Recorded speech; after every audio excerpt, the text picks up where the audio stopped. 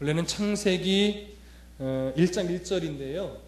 우리 1장을 다 같이 보시면서 1장을 다 읽겠습니다. 다 읽는데 여러분 나눠드린 그 용지를 참고하시고 창세기 1장을 쭉 31절까지 저랑 교독해서 읽으시면서 각 첫째 날에 하나님이 뭘 만드셨는지, 둘째 날에 뭘 만드셨는지 이렇게 성경에 동그라미를 치셔도 돼요. 이런 것들을 한번 보시고 혹시 이거는 창조가 아니라 질서가 잡힌 건 아닌가? 요거는 어떻게 뭐 이름을 부여하신 건 아닌가? 이런 것들 꼭 창조가 아닐 수도 있다. 창조인 줄 알았는데 창조가 아닐 수도 있다라는 걸 좀 염두에 두시고 한번 창세기 1장을 쭉 저랑 천천히 우리 번갈아가면서 읽도록 하겠습니다. 1절부터 읽습니다. 태초에 하나님이 천지를 창조하시니라.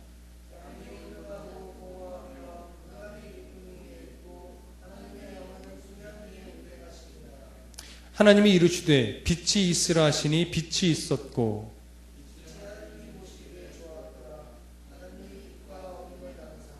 하나님이 빛을 낮이라 부르시고 어둠을 밤이라 부르시니라. 저녁이 되고 아침이 되니 이는 첫째 날이니라.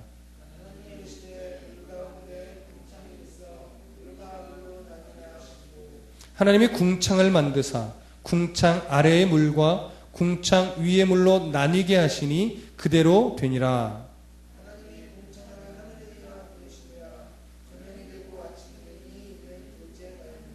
하나님이 이르시되 천하의 물이 한 곳으로 모이고 묻이 드러나라 하시니 그대로 되니라.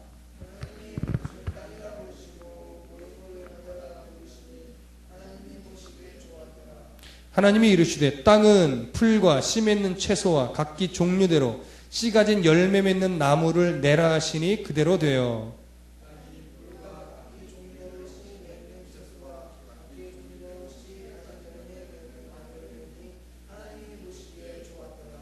저녁이 되고 아침이 되니 이는 셋째 날이니라.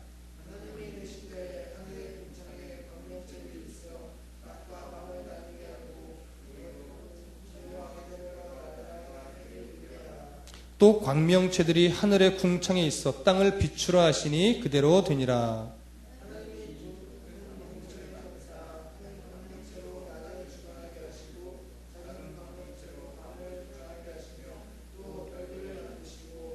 하나님이 그것들을 하늘의 궁창에 두어 땅을 비추게 하시며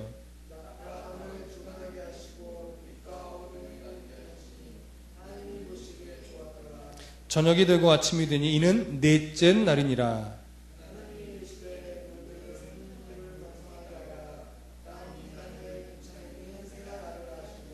하나님이 큰 바다 짐승들과 물에서 번성하여 움직이는 모든 생물을 그 종류대로 날개 있는 모든 새를 그 종류대로 창조하시니 하나님이 보시기에 좋았더라.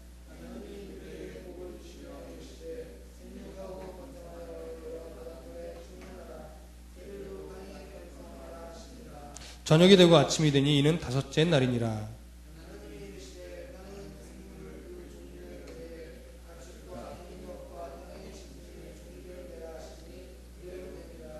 하나님이 땅의 짐승을 그 종류대로 가축을 그 종류대로 땅에 기는 모든 것을 그 종류대로 만드시니 하나님이 보시기에 좋았더라.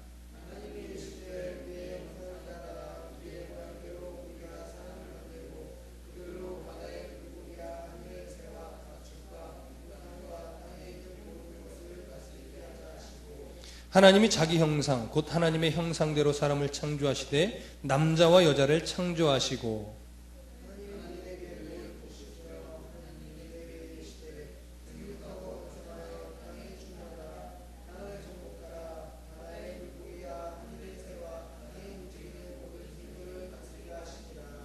하나님이 이르시되 내가 온 지면에 씨 맺는 모든 채소와 씨 가진 열매 맺는 모든 나무를 너희에게 주노니 너희의 먹을거리가 되리라.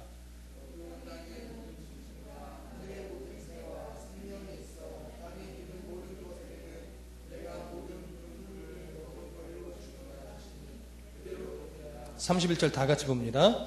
하나님이 지으신 그 모든 것을 보시니 보시기에 심히 좋았더라. 저녁이 되고 아침이 되니 이는 여섯째 날이니라. 아멘. 1장을 쭉 여러분 처음부터 끝까지 다 읽었습니다. 자, 첫째 날에 해당하는 것은 1장 1절에서부터 5절까지입니다. 근데 1장 1절은 보통 제목으로 빠지기도 합니다. 태초에 하나님이 천지를 창조하시니라. 제목으로 빠지죠. 그러면 2절부터 5절에 해당하는 내용이 첫째 날에 해당하는 겁니다. 자, 첫째 날에 하나님께서 뭘 만드셨습니까? 우리 명균 성도님 빛을 만드셨고, 쭉 첫째 날 만드신 걸 다 한번 얘기해 보세요. 네. 아침 저녁을 만드셨습니까?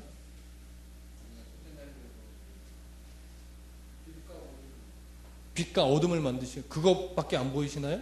혹시 다른 것도 만드신 것 같다고 생각하시는 분 없으세요? 재훈이 낮도 만드셨다. 오케이.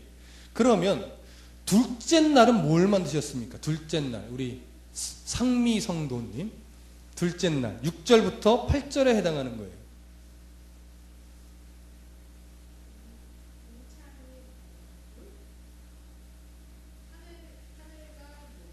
하늘과 물. 예. 그러면 여러분 여기서 잘 보세요. 6절에 보면 하나님이 이르시되 물 가운데 뭐가 있으라고요? 궁창. 궁창은 공간을 말하는 거예요. 공간.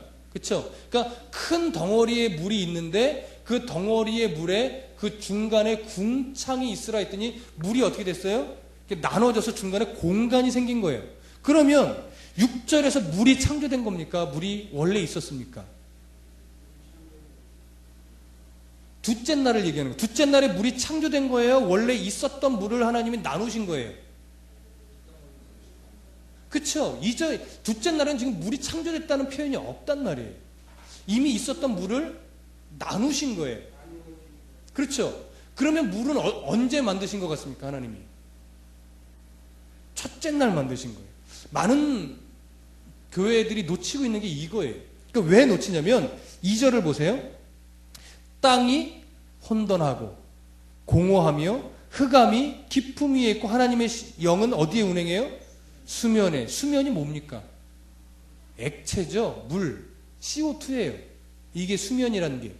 근데 이 부분은 왜 신학적으로 논쟁이 많은 겁니다. 이 부분은 첫째 날 만드신 것을 말하는 것이 아니고 이 흑암의 세력에 하나님의 영이 빛이 비쳐서 밝혀지는 예수님의 그것을 상징하는 것이지 이건 창조와 상관없다 이렇게 말하기도 하거든요. 그래서 첫째 날에 물을 창조했다고 보지 않는 견해가 많긴 하는데 그렇게 되면 둘째 날에 해당하는 물과 물이 나뉘어서 궁창일 때 물이 어디서 언제 창조됐다는 것을 말할 수가 없는 거예요. 근데 이미도 1절 태초에는 천지를 창조하시니라 제목이 빠지고 나서 2절부터 5절까지가 어떻게 해요? 첫째 날에 포함이 됩니다. 그렇게 볼 때는 첫째 날 뭘 만드셨냐면 첫째 날 보세요. 땅이 뭐 했어요? 혼돈했어요. 땅이 있습니까? 없습니까? 있어요. 땅이 다만 지금의 땅처럼 이렇게 사람의 발 아래 있는 땅이 아니고 그냥 막 질서 없이 막 엉켜 있었던 거예요. 뭐하고 같이요? 물과 같이. 물과 같이 땅이 물과 같이 막 엉켜서 질서가 없고 이런 동그란 상태도 아니고요. 어떠한 형체나 이런 거 없이 그냥 마구잡이로 있었던 거예요. 마구잡이로. 네. 마구잡이로 땅도 있었고 물도 있었고 빛이 창조되지 않았으니까 그것은 그냥 뭐일 뿐이에요? 아, 그렇지. 어둠일 뿐이에요. 왜? 빛이 없으니까. 빛이 없으니까 어둠일 뿐인 거예요. 어둠 속에 땅과 물이 흙과 물이 막 뒤섞여 있었던 거니까 땅이라고 표현하지만 사실은 흙이 더 옳게 표현한 말일 거예요. 흙과 물이 막 섞여 있었어요. 그러고 나서 땅과 물을 하나님이 창조하시고 나서 3절에 보니까 하나님이 뭘 창조하셨습니까? 빛을 창조했습니다. 빛을 창조하니까 비로소 어둠과 빛이 어떻게 됐어요? 분리가 돼서 아, 이거는 밝은 거구나, 이건 어두운 거구나, 이걸 알게 되었단 말이에요. 그래서 빛에 해당하는 부분을 뭐라고 말씀하셨어요? 낮이다. 어둠에 해당하는 부분을 밤이다. 그래서 저녁이 되고 아침이 되니 이는 무슨 날이라고요? 첫째 날. 근데 여러분 이걸 좀 쉽게 넘어가는데 왜 성경이 굳이 아침이 지나서 저녁이 넘어가니 하루다 이렇게 말하지 않고 저녁이 되며 아침이 되니 이는 뭐라고요? 첫째 날. 왜 저녁이 먼저일까요? 이거는 아무 이유 없이 유대인의 풍습입니다. 유대인의 하루는 밤부터 아침까지 우리랑 시간 개념이 좀 다릅니다. 그래서 성경이 유대인의 습관에 따라서 저녁이 되며 아침이 되니 이는 어째 무슨 날이요? 첫째 날이라고 표현하는 거예요. 그러니까 우리나라의 상식에 의하면 아침이 되고 저녁이 되니 첫째 날이라 이게 맞는데 유대인의 날수를 계산하는 그 풍습에 의해서 만든 겁니다. 그러니까 요 내용에 한해서는 유대인의 풍습을 모르면 이해하기가 어려운 거죠. 아무 생각 없이 넘어가면 문제 안 되는데 하여튼 그렇습니다. 그렇게 첫째 날 지금 메모하시는 거죠? 정리하면 땅과 물과 빛을 창조하신 겁니다. 그리고 빛을 통해서 어둠과 빛을 분리해서 나누셨습니다. 자, 둘째 날은 그러면 다시 한번 보세요. 명균 성도님, 둘째 날 뭘 만드셨습니까? 하나님이 창조된 것이 뭐가 있습니까? 둘째 날 잘 한번 읽어보세요.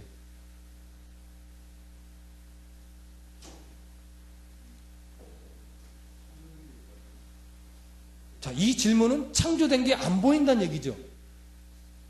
자, 종현 형제, 종현 청년. 둘째 날 창조된 게 있습니까? 없습니까? 저 사람은 배운 사람인데.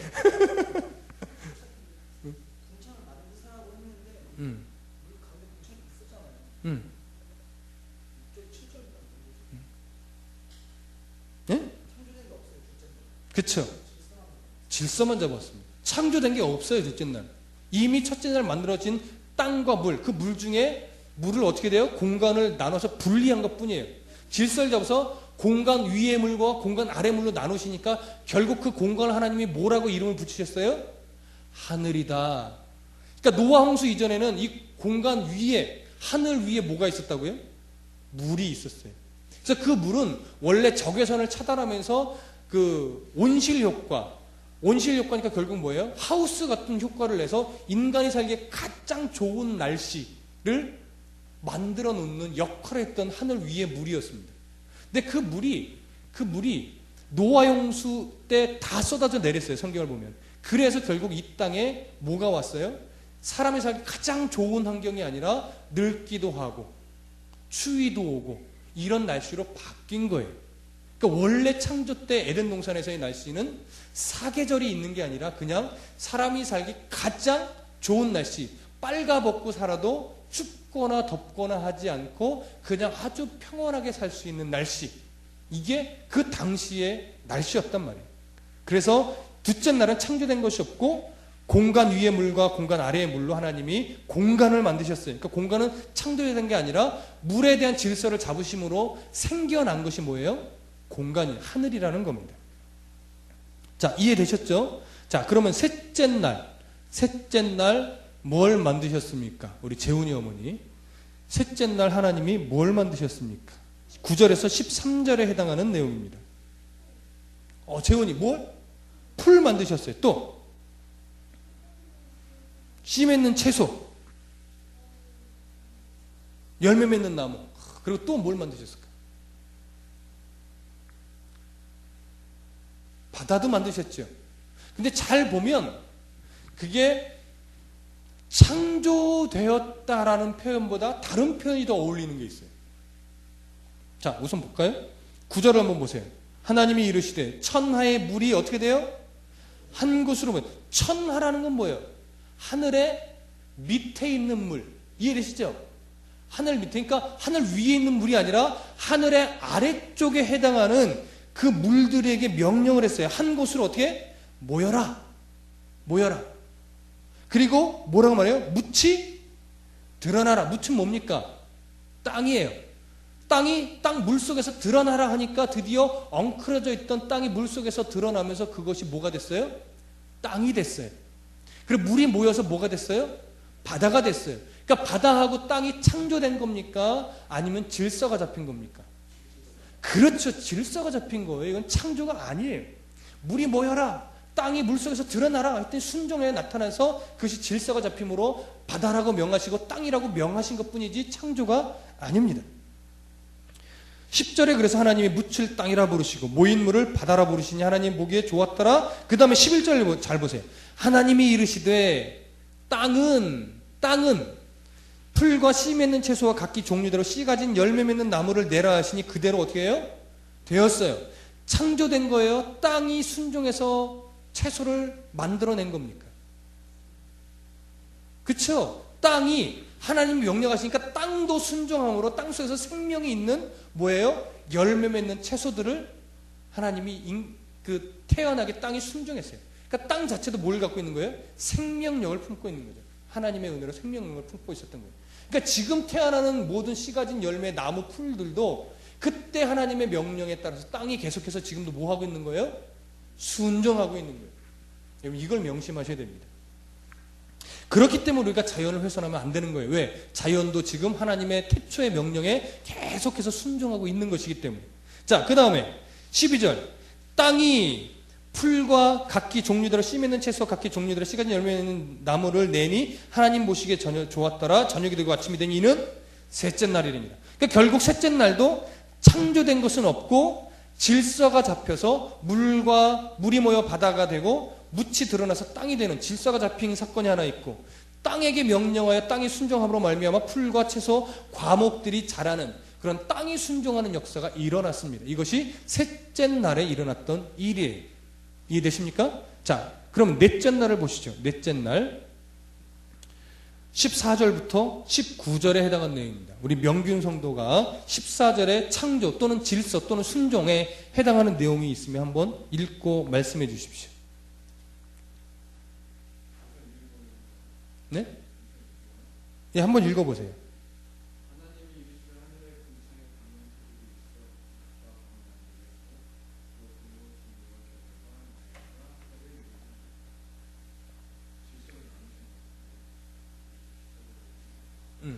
근데 만드신 게 있죠. 하늘의 궁창에 뭐가 있으라고요? 광명체들이 있어. 광명체들이 있으라는 얘기입니다. 그래서 하늘의 광명체들은 뭘 말합니까? 그렇죠. 광명체들이니까 해와 달과 별들을 말합니다. 그렇죠. 해, 달, 별은 하나님이 창조하셨어요. 근데 그것들로 무슨 질서를 잡으셨어요? 낮과 밤이라는 것, 그리고 징조와 계절이라는 것, 그 날과 어떤 해, 연이라는 것, 1년, 한 달, 두 달, 1년, 2년, 이런. 그러니까 결국은 뭐예요? 시간이 비로소 흘러가고 세월이 흐르기 시작했다는 거예요. 그러면 여러분, 시간, 세월, 역사, 창조물입니까? 아닙니까?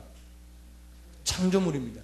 그러니까 하나님의 때, 예수 그리스도가 이 땅에 오신 재림의 때에는 시간, 역사, 그런 것들은 이미 사라질까요? 안 사라질까요?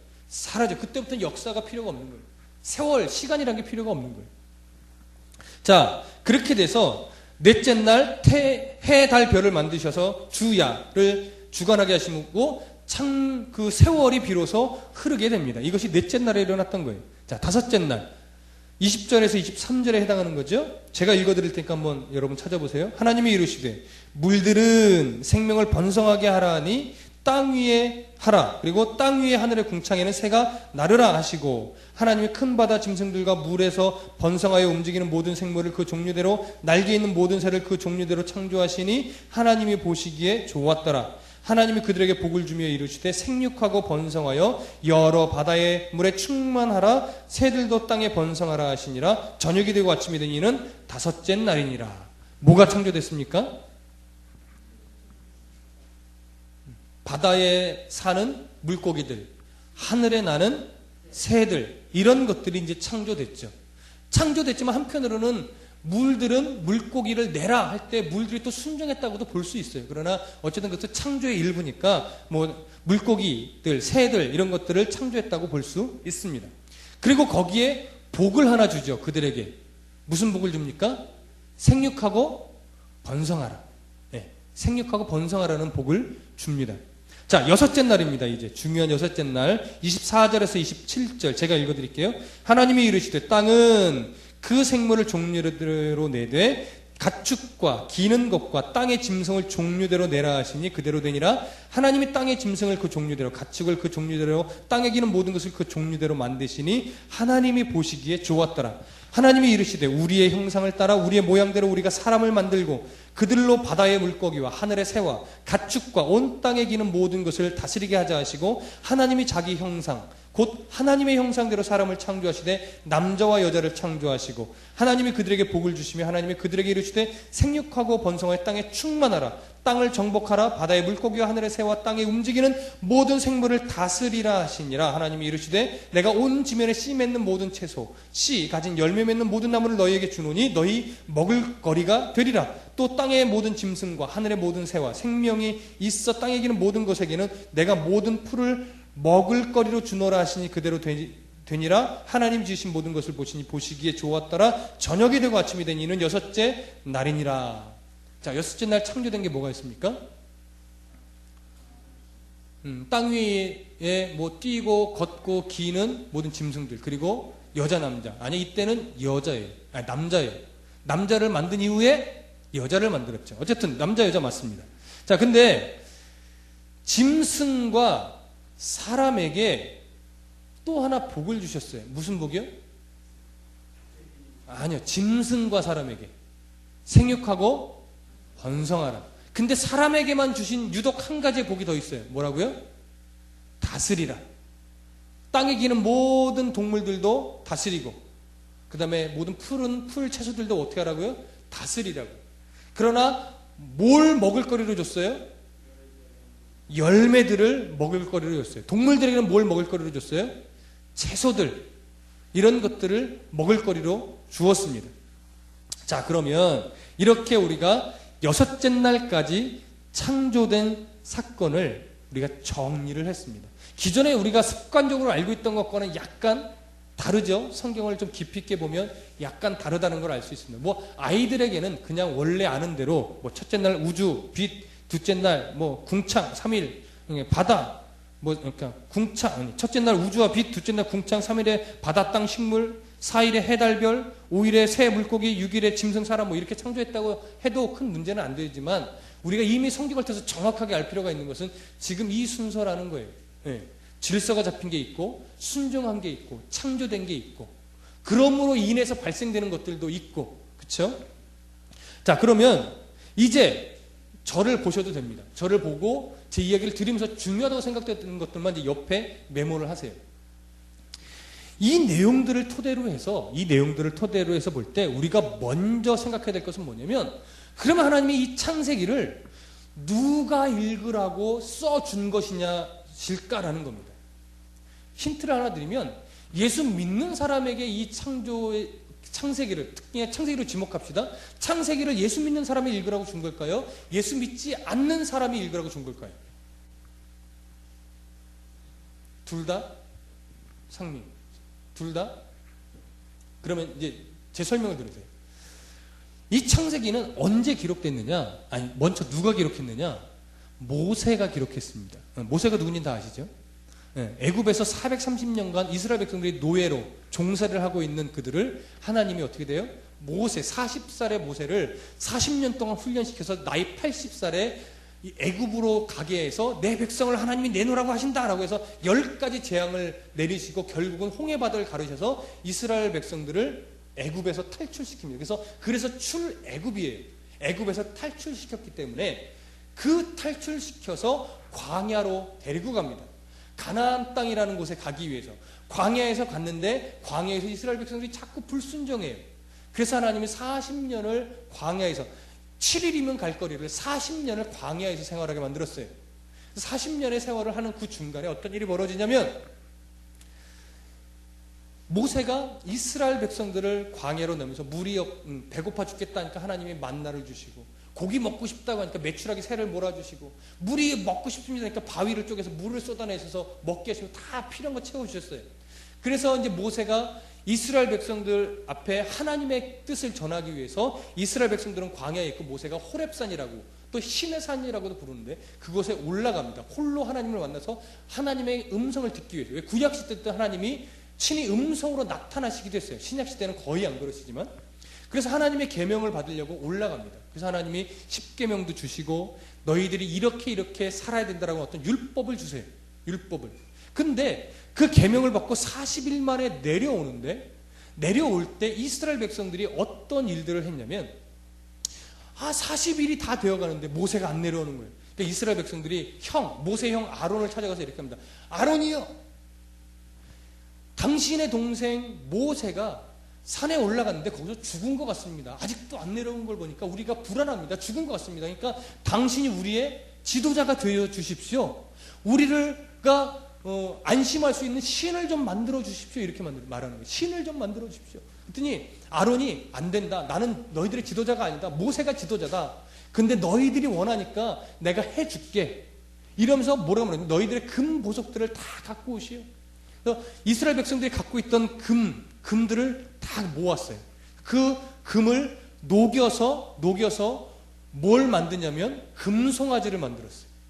큰 금송아지를 만들어요. 그래서 금송아지를 향해서 아론이 이렇게 말합니다. 이 금송아지는 너희들을 애굽에서 인도하는 하나님은 아니다.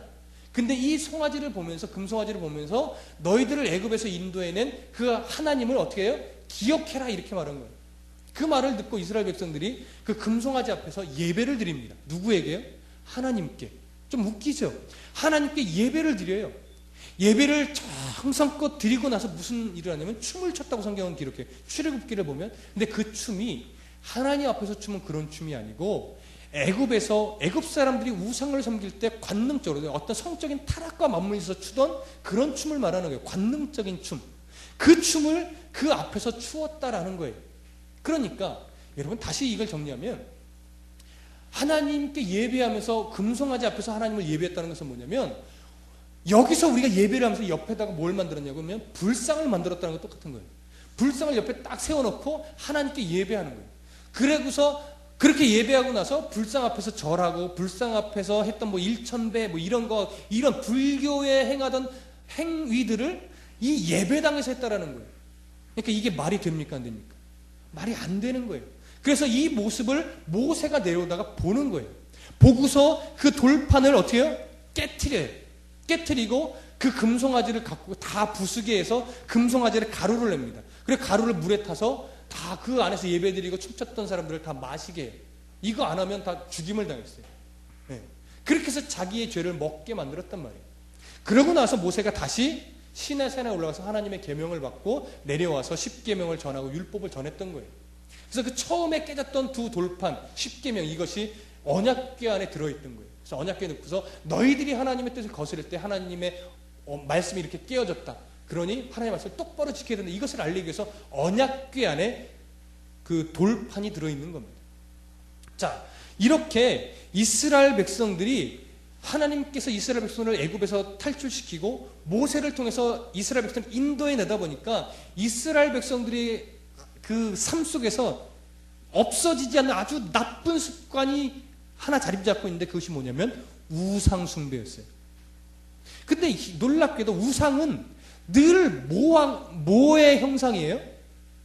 동물의 형상이고 나무 이런 것들의 형상이에요. 그래서 애굽에 보면 특별히 10가지 재앙 중에 대표적인 게 뭐냐면 나일강이 피로 물들었죠.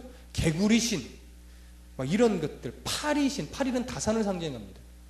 파리신 이런 것들. 그러니까 모든 눈에 보이는 만물의 형상들이 다 신이었어요. 애굽에서. 근데 하나님이 그런 어리석은 나무에게 절하고 강에 절하고 개구리한테 절하고 사람한테도 절했어요. 그래서 마지막 재앙의 10번째 재앙이 뭐였어요? 장자의 죽음이었어요. 그 장자의 누구도요? 바로 왕의 아들도 포함됐단 말이에요. 바로 왕이라는 것은 뭐에 한다면 애굽에서 살아있는 신이었어요. 살아있는 신. 가장 강력한 살아있는 그게 바로 왕의 아들이에요. 근데 바로 왕의 아들까지도 다 어떻게 죽임을 당했죠. 그러면 잘 보세요. 물도 동물도 나무도 사람도 우상이 될 수 있는데 하나님은 뭐라고 말합니까? 동물을 왜 줬다고요? 다스리라고 줬어요. 나무, 식물, 채소, 과일들은 왜 줬어요? 너희들이 먹으라고. 채소는요, 동물들이 먹을 거리였단 말이에요. 근데 하나님이 다스리라고 준 동물, 먹으라고 준 과일, 동물들이 먹으라고 준 채소, 나무 이런 것들을 사람은 어리석어서 하나님과의 관계가 끊어지니까 그 먹고 다스려야 될 대상들을 뭐 하고 있어요? 숭배하고 있어요. 절하고 있어요. 그러니까 하나님이 창세기를 통해서 뭘 가르쳐 줍니까? 이 바보 멍충이들아, 너희들이 지금 절하고 있던 금송아지는 너희들이 경배받을 대상이 아니라 너희들이 다스리고 관리해야 될 대상이야. 왜 거기다 절하고 있어? 야 봐라, 나무 채소들은 뭐하라고 준 거야? 그 동물들이 먹고 살라고 하나님이 만들어준 건데 너는 왜 거기다가 절하냐? 동물들이 먹어야 될 음식에 왜 절하고 있냐 이 바보들아, 이러는 거예요. 사람도요, 사람은 하나님을 경배하고 찬양하라고 지음받은 거예요. 근데 사람에게 절하면 안 된단 말이에요. 그것을 깨달으라고, 왜 하나님이 창조를 했는지 너희들이 깨달으라고 하나님이 그래서 창조 기사를 실어준 거예요. 그래서 창세기는요, 이스라엘 백성들에게 전능하신 너희들이 믿는 하나님, 애굽에서 탈출시킨 그 하나님이 도대체 어떤 능력을 가지신 분인지를 깨달으라고 적어주신 거예요. 기록하게 하신 거예요. 그러니까 대상이 누구예요? 이스라엘 백성들이에요. 예수 믿지 않는 사람들이니까 예수 믿는 사람들입니까? 예수 믿는 사람들이에요. 그래서 여러분, 예수 믿지 않는 사람들도 읽긴 읽어야 되는데 예수 믿는 사람, 믿지 않는 사람이 읽고 누구를 믿어야 되는 거예요? 이걸 통해서 하나님을 깨닫고 하나님을 믿어야 되는 거예요. 그런데 창세기를 통해서 하나님이 창조됐다는 것이 사실은 증명되지 않습니다. 이해되세요? 무슨 말인지? 여러분, 창세기 1장을 통해서 세상 사람들에게 하나님이 만물을 창조했다라는 증거로 이걸 제시할 수 있어요? 과학적으로, 논리적으로, 합리적으로, 이성적으로 이게 말이 돼요? 말이 안 돼요.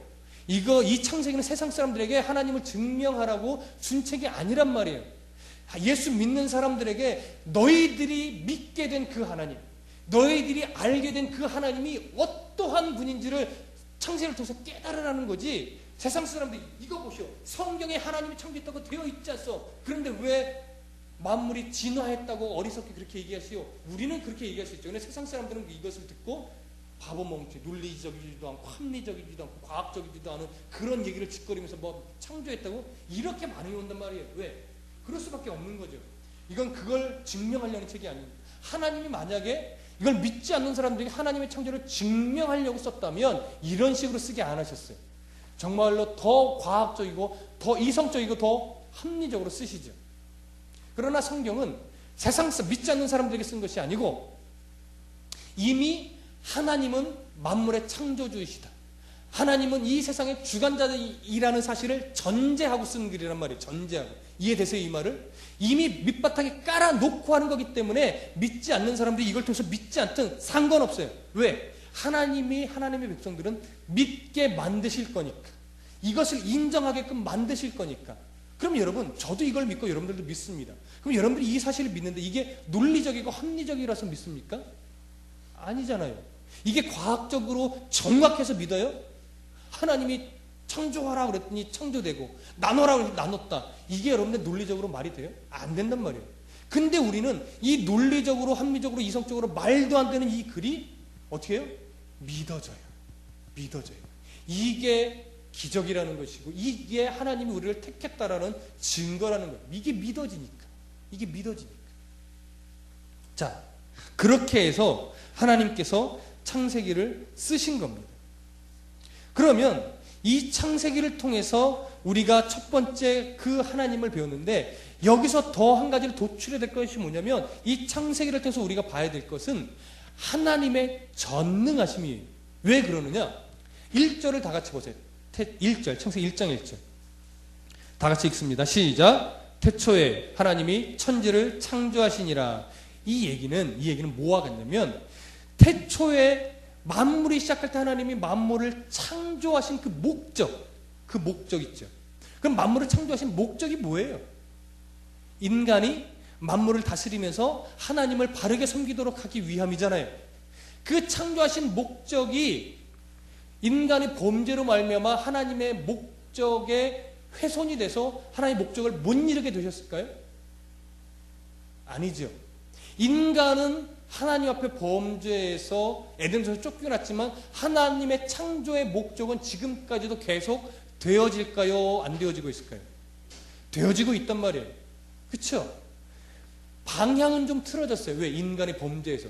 그러나 하나님이 계획하신 목적은 언젠가는 예수 그리스도를 통해서 이루셔야 안 이루셔요? 이루셔요. 그러니까 태초에 하나님 천지를 창조하셨다는 말은 하나님이 천지를 창조하신 이유와 목적이 중간에 인간의 범죄로 말미암아 사라지는 것이 아니고, 인간은 범죄할지라도 하나님의 창조의 목적과 그 이유는 지금도 하나님의 섭리 아래 계속 되어지고 있다는 것을 나타내는 거예요. 그래서 처음과 끝이라는 거예요. 하나님께서 알파와 오메가라는 거 말씀하고 있는 거예요. 창조하신 그 하나님의 계획과 이유와 목적은 그 창조 당시부터 지금까지 그리고 앞으로 그 마침이 있는 날까지 계속 될 거라는 거예요. 그 계속되는 것에는 무엇이 그 안에 들어갑니까? 하나님은 전능하시다라는 거예요. 계획을 이루시기까지 모든 일들을 전능하게 이끌어 가시는 그 하나님. 이 전능하신 하나님을 인정해야 되는데 많은 사람들이 하나님을 믿다가 실족하거나 이러면서 전능하신 하나님을 뭘로 이용하냐면 나의 만족과 나의 유익을 채워가는 도구로 하나님을 이용한단 말이에요. 그래서 하나님 이거 필요해요. 이거 주세요. 왜 안 줍니까? 하나님 나 아파요. 병 낫게 해주세요. 왜 안 낫게 해주십니까? 하나님 나 돈 없어요. 돈 주세요. 막 이렇게 하나님을 이용하는 목적의 어떤 수단이 되어버렸어요. 하나님이. 그 대표적인 인물이 누군지 아십니까? 욥이에요. 욥. 자, 우리가 욥하면 이렇게 생각을 합니다. 무슨 사람요? 하나님 아버지 앞에 불평과 원망을 안 했던 사람. 하나님 아버지 앞에 인내했던 사람. 끝까지 하나님을 섬겼던 사람. 이렇게 봅니다. 근데 잘 보세요. 욥기 3장을 한번 보십시오. 시편 바로 앞이에요. 욥기 3장. 시편 들어가기 전에 욥기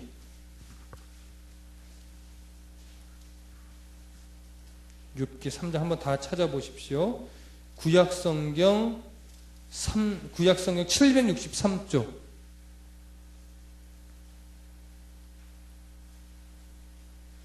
명균이는 저기 어르신 좀 가서 잠깐 좀 도와주세요.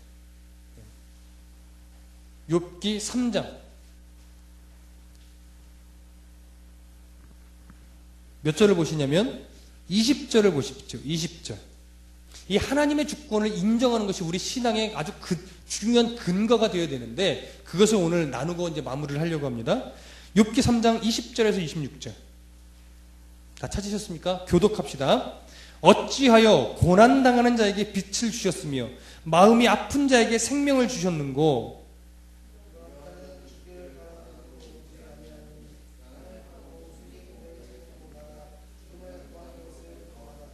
무덤을 찾아 얻으면 심히 기뻐하고 즐거워하나이다.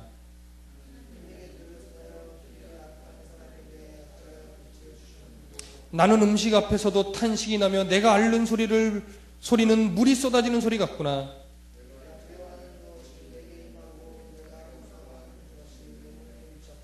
(26절) 시작. 나에게는 평온도 없고 안일도 없고 휴식도 없고 다만 불안만 있구나. 이게 지금요 1장에서 하나님이 이제 그 사탄과 얘기를 하면서 사단과 얘기를 하면서 그럼 욥에게 시험을 허락해봐라. 목숨만 건드리지 말고 네가 다 시험해봐라. 해서 재산도 다 없어지고 그 다음에 그 가족들도 다 없어지고 죽는 사람도 생기고 자기 몸에 병까지 들었던 욥이 기껏해야 이제 3장에 와서 뭘 해요? 하나님께 불평과 원망을 쏟아놓는데 차라리 내가 죽는 게 더 낫겠습니다. 이거예요. 차라리 내가 더 죽는 것이 낫겠습니다. 24절. 나는 음식 앞에서도 탄식이 납니다. 내가 앓는 소리는 물이 쏟아지는 소리 같습니다. 나는 밥도 먹기 싫어요. 너무 아파요. 왜 내게 이런 일이 주어집니까? 라고 원망하는 거예요. 25절. 내가 두려워하는 것이 내게 임하고 내가 무서워하는 것이 내 몸에 미쳤구나. 욥이 말했던 내가 두려워하는 것, 그 다음에 내가 무서워하는 것이 뭔지 아십니까? 바로 이거예요. 잘 들어보세요. 욥에게 있어서 하나님은 어떤 하나님이냐? 지금 욥이 불평한다고 해서 하나님을 부인하는 거 아니에요. 부인하는 건 아닌데 왜 원망하느냐? 욥에게 있어서 하나님은 뭐냐면 내가 하나님을 바르게 섬기면 하나님은 내게 뭐 하시는 분? 복 주시는 분. 내가 하나님을 정직하게 섬기고 율법을 다 행하면 내게 뭐 주시는 분? 물질도 주시고 부귀영화를 다 주시는 분이에요. 그래서 하나님 아버지 앞에 최선을 다해서 하고 자손들이 혹시 하나님 아버지 앞에 범죄하지 않을까봐 막 제사도 드려주고 이런단 말이에요. 이렇게 정말 율법적으로도 하나님 아버지 앞에서 신실하게 살았던 인물이 욥입니다. 정말로 그랬어요. 근데 그렇게 살았는데 욥이 뭐 했냐면 이런 재산 잃고 가족 잃고 병까지 들었죠. 욥이 하나님 아버지 앞에서 진실하게 제사 드리면서 했던 것 중에 하나가 뭐냐면 이런 일 당하지 않으려고 했던 거예요. 정직하게. 근데 욥이 이런 일을 당하지 하나님 앞에 이런 벌을 받지 않으려고 그렇게 열심히 종교 생활하고 율법을 지키고 가족들을 위해서 제사도 드려줬는데 결국 자기는 최선을 다했는데 무슨 일이 벌어졌어요? 자기가 우려했던 불행이 닥쳤단 말이에요. 그러니까 하나님 앞에 원망하는 거. 하나님, 나는 잘못 없습니다. 나는 정말 잘했습니다. 나는 정직하게 했습니다. 근데 왜 하나님이 변덕을 부리셔서 내게 이런 어려움과 고통을 주셨습니까? 이 얘기예요. 그러니까 뭐예요, 결국은? 하나님은 내가 잘하면 복 주시는 하나님인 줄 내가 믿었는데 하나님은 변덕을 부리셨군요. 나는 티끌만큼도 잘못한 것 없는데 왜 내게 이런 아픔을 주시고 고통을 주시고 어려움을 주셨습니까? 나는 이해할 수 없다 이거예요. 나는 이해할 수 없다 이거예요. 이것이 바로 욥의 수준이었어요. 욥의 신앙의 수준이었어요. 그저 복 주시는 하나님, 능력을 주시는 하나님, 좋은 것만 채워주시는 이런 하나님이었단 말이에요. 그런데 38장을 보시면 38장 중에 그 사이에 38장까지 내용은 욥의 친구들 3명이 이렇게 교대로 오면서 욥아, 너 무슨 잘못이 있길래 네가 이런 일을 당한 거 아니냐, 회개해라, 막 이런 거예요. 그랬더니 욥은 그 친구들에게 얘기해요. 나 잘못한 거 없어. 니들이 날 심판할 이유가 없다. 나는 하나님의 심판을 받을 거야. 이 얘기는 뭐냐면 하나님도 안다 이거야. 나 잘못하지 않은 거 하나님도 안다 이거예요. 그러니 내가 뭔 잘못했다고 니들이 손가락질하냐 이거예요. 그게 욥의 친구들과 욥의 대화였습니다. 그런데 이제 38장을 보세요. 38장. 그렇게 불평하고 그렇게 자식이가 잘못한 것 없다고 했던 욥에게 하나님이 드디어 나타납니다.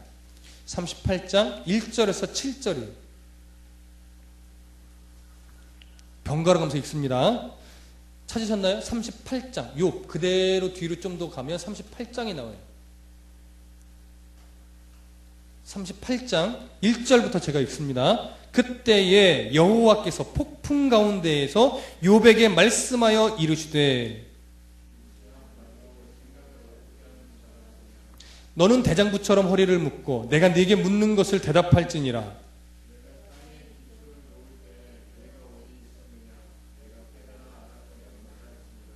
누가 그것의 도량법을 정하였는지 누가 그 줄을 그것의 위에 띄었는지 네가 아느냐.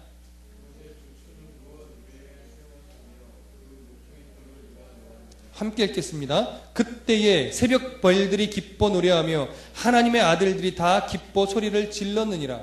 자, 욥이 뭔가 잘못한 게 있어서 이런 어려움을 준 거라면 하나님께서 이때 나타나셔서 욥에게 욥, 너 왜 나한테 이렇게 불평불만하냐? 너 이거 잘못했고 이거 잘못했고 이거 잘못했으니 빨리 회개해라. 이렇게 지적해줘야 되잖아요. 근데 하나님이 욥에게 하는 얘기는 그런 지적이 아니고 죄에 대한 지적이 아니라 뭐라고 말하냐면 폭풍 가운데서 욥에게 말하는데 무지한 말로 생각을 어둡게 하는 자가 누구냐? 너는 대장부처럼 허리를 묶고 내가 네게 묻는 것을 대답해봐라. 자, 4절에 내가 땅에 기초를 놓을 때 이게 뭐예요? 창조 때 얘기예요. 내가 땅에 기초를 놓을 때 네가 어디 있었느냐? 네가 깨달아 알았거든 말하라. 네가 창조하셨던 그 하나님의 전능하심을 아느냐 이거예요. 자, 5절 누가 그것의 도량법을 정하였는지 누가 그 줄을 그것 위에 띄었는지 내가 아느냐? 만물이 돌아가게 하는 원리를 만들고 그렇게 만물이 돌아가게 하신 그 하나님의 측량법을 네가 알기나 하냐 이거예요. 자, 6절에 그것의 주추는 무엇 위에 세웠으며 그 모퉁이 돌을 누가 놓았느냐? 그때 새벽별들이 기뻐 노래하며 하나님의 아들들이 다 기뻐 소리를 질렀느니라.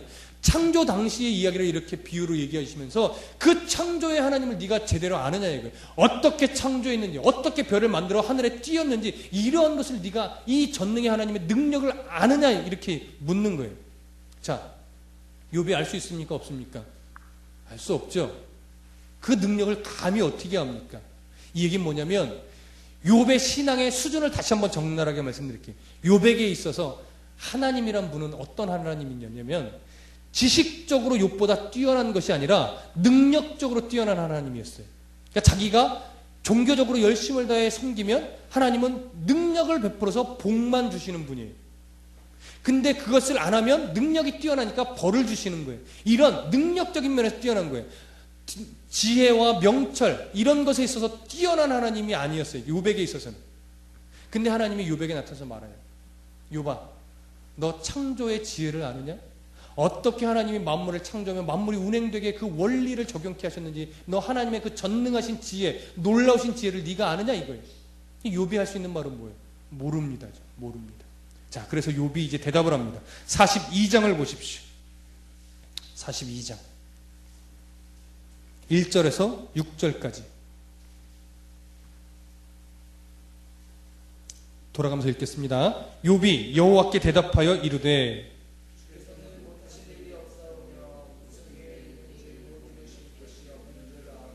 무지한 말로 이치를 가리는 자가 누구이니까? 나는 깨닫지도 못한 일을 말하였고 스스로 알 수도 없고 헤아리기도 어려운 일을 말하였나이다.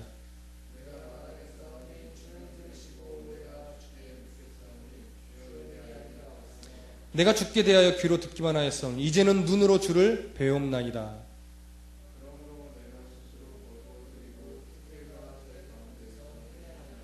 자, 하나님이 죄 지적한 적 없어요. 그러나 그 전능하신 하나님의 창조의 지혜를 이야기할 때 욥이 말합니다. 5절에 내가 주님에 대해 하나님에 대하여 귀로 듣기만 하였사오나 이제는 뭐 어떻게 해요? 눈으로 주를 배웠습니다. 하나님의 지혜를 이제 깨닫습니다. 하나님의 전능하신 능력을 내가 어떻게 해요? 인정합니다 이거예요. 그러니까 비로소 그것을 인정하지 못했던 자신을 회개합니다. 그랬더니 하나님이 이제 7절 이후에서부터 그 욥의 모든 것을 회복시켜 주십니다. 회복시켜 주십니다. 그러면 이 창조 기사 창세기를 통해서 우리가 깨달아야 될 것이 무엇이겠습니까? 만물을 창조하신 그 하나님의 지혜, 전능하심을 우리가 깨달아야 되는 거예요. 이것을 깨닫지 못하면 우리들의 입술에서는 맨날 불평만 나오게 되는 거예요. 왜 내게 이러한 형편을 주셨나요? 왜 내게 이러한 가정을 주셨나요? 왜 내게 이러한 남편과 이런 아내를 주셨나요? 나는 왜 이렇게 되는 일이 없습니까? 이런 식의 불평, 불만만 쏟아져 나오는 거예요. 내가 예수님을 이렇게 섬겼는데 왜 우리의 가정은 이렇게 형통하지 못합니까? 왜 우리의 사업은 이렇게 안 됩니까? 때로는요, 이것은 아주 극한인 거고, 다른 말로 하면 이런 하나님을 인정하지 못하면 내가 부자로서 하나님의 교회를 섬길 때 교만하게 섬깁니다. 왜요? 돈이 지가 잘나서 번 건 줄 알고, 명예가 높으면요 교회에서도 명예가 높은 사람인 줄 알아요. 제가 공부했던 칼빈 신학대학원 앞에 칼빈 교회가 있습니다. 그 교회는 그 총장을 보고 오는 유명한 사람들이 많아요. 거기에 원스타, 투스타, 쓰리스타 장군들이 많이 옵니다. 그러면 거기에 전도사도 있고 일반 사람들도 있고 있잖아요. 그러면 딱 체육대회를 해요. 그러면 다 평상시 사람들은 체육복에 딱 이렇게 오는데 이 장군들은요 검은 선글라스 딱 끼고 좀 제대로 갖춰 입고 와요. 그러면서 전도사님들, 목사님들 있으면 어이 무슨 전도사 이거 절로 옮기고 지들이 성도지 거기서 장군이냐고. 자기들이 막 전도사님들 다 시켜먹고 목사님들 시켜먹고 뭐 모든 지위를 자기들이 다 하는 거예요. 교만의 극치지, 교만의 극치. 하나님 앞에서 겸손하지 못한 거예요. 그 장군이라는 거 누가 내준 건데, 하나님이 그들을 쓰려고 내준 건데 이걸 이해 못하는 거예요. 교회 안에서도 지가 장군인 줄 알고, 교회 안에서도 지가 박사인 줄 알고, 그런 게 아니라는 거예요. 교회 안에서 하나님의 신앙인답게 전능하신 하나님을 인정하면서 겸손하게 하나님을 섬길 수 있어요. 그러니까 없다고 불평하는 성도나 있어서 교만한 성도나 다 전능하신 하나님을 뭐예요? 인정하지 못한 거예요. 전능하신 하나님을 인정하는 이 신앙이 근거가 되면 없어도 감사함으로 하나님을 섬기며 삶을 살아나갈 수 있고, 많이 있으면 많이 있는 대로 겸손하게 주를 위해 그 가진 것을 사용하면서 교회를 섬기고 살아갈 때 주변의 사람들을 섬깁니다. 이렇게 살아가는 것이 진정한 그리스도인다운 삶이에요. 창세기를 통해서 앞으로 배워야 될 게 이거예요.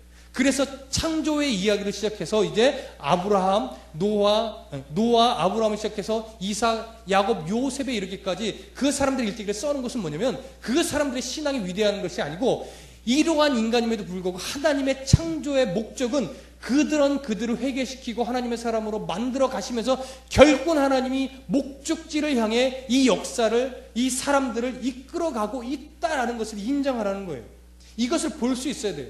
왜 하나님이 아브라함을 갈대아 우르에서 나오게 해서 가나안 땅에 가게 하셨는지, 믿음 없었던 아브라함을 왜 부르셨는지, 왜 이삭을 부르셨고 왜 야곱을 부르시고 왜 야곱에게 요셉을 태어나게 하셔서 요셉을 통해서 애굽의 국무총리가 되게 하셨었는지, 이런 것들이 바로 인간 구원의 역사를 이루시기 위한 하나님의 큰 구원의 역사의 한 줄기 안에 역할을 감당하는 건데, 많은 사람들이 요셉이 국무총리가 됐던 것처럼 하나님 나도 높여주시옵소서, 이런 식의 신앙을 갖고 있어요. 욥이 하나님 앞에서 큰 복을 받았던 것처럼 우리 집도 자손의 복, 물질의 복을 다 받게 해주십시오. 맨날 기도하는 것들이 이런 종류의 것들이에요. 솔로몬이 지혜를 얻은 것처럼 하나님 나에게 그런 지혜를 주시옵소서. 이런 기도만 해요. 내가 하나님 물질이 없어도 감사함으로 신앙생활하시고 있어도 겸손한 정말 그리스도인다운 삶을 살아가게 도와주시옵소서. 이렇게 기도하고 이렇게 신앙생활하는 것이 아니고 자기가 채울 것, 이것이 처음에 욥과 같은 신앙이라는 거예요. 그러나 나중에 욥이 바뀌어서 전능하신 하나님을 인정하고 그 하나님 앞에 겸손하게 신앙생활했던 것처럼 여러분 이제 우리 다드림교회 성도들만큼은 하나님 아버지 앞에 하나님의 전능하심을 인정하면서 창조의 섭리 아래서 감사하게 겸손하게 그렇게 신앙생활하는 성도가 되시기를 간절히 소원합니다. 기도하겠습니다.